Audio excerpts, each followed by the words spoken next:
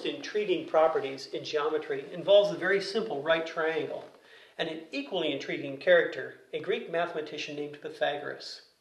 You've probably heard that Pythagoras came up with a strange formula that says a squared plus b squared equals c squared. But what does that mean?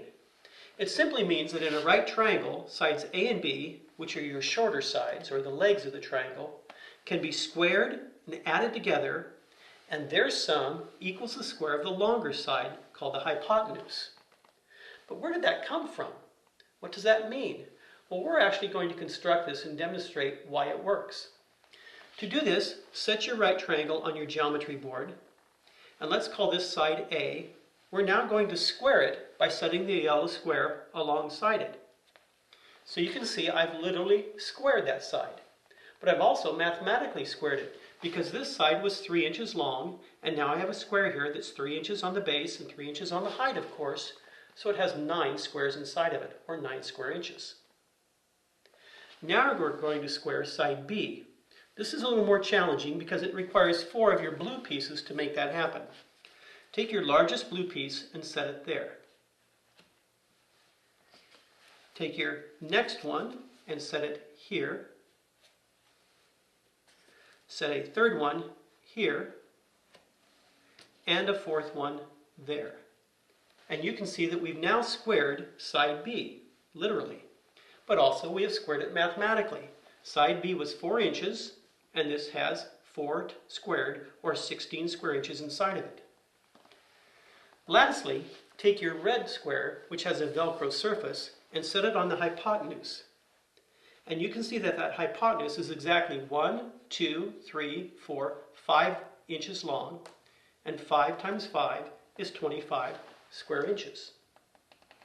Well, what Pythagoras said was that you could add these two together and get that. Think about it. We have 9 squares here, 16 squares here.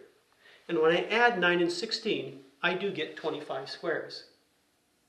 But now comes the good part. We're going to actually physically construct this square out of these two pieces.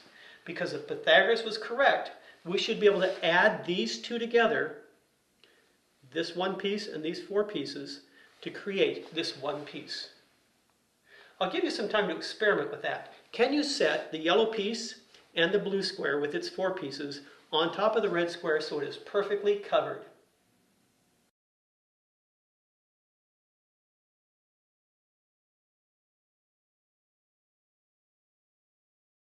If you're like me, this puzzle probably has frustrated you. I had a very difficult time taking these 5 simple pieces and placing them on there. And yet they do fit in a very simple way. In fact, the solution is much simpler than we would suspect. We don't even need to rotate any of these pieces or turn them over or do anything else. We simply slide them. To begin with, I'm going to take this piece here on the right, and it becomes the left part of the red triangle. I'm going to take the piece that's on the top. It will become the bottom of this triangle.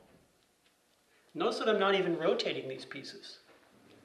The part that's on the left will become the right. And the part that was on the bottom will become the top. And look who fits exactly in the center. Thus, a squared and b squared equals c squared. Pythagoras was right.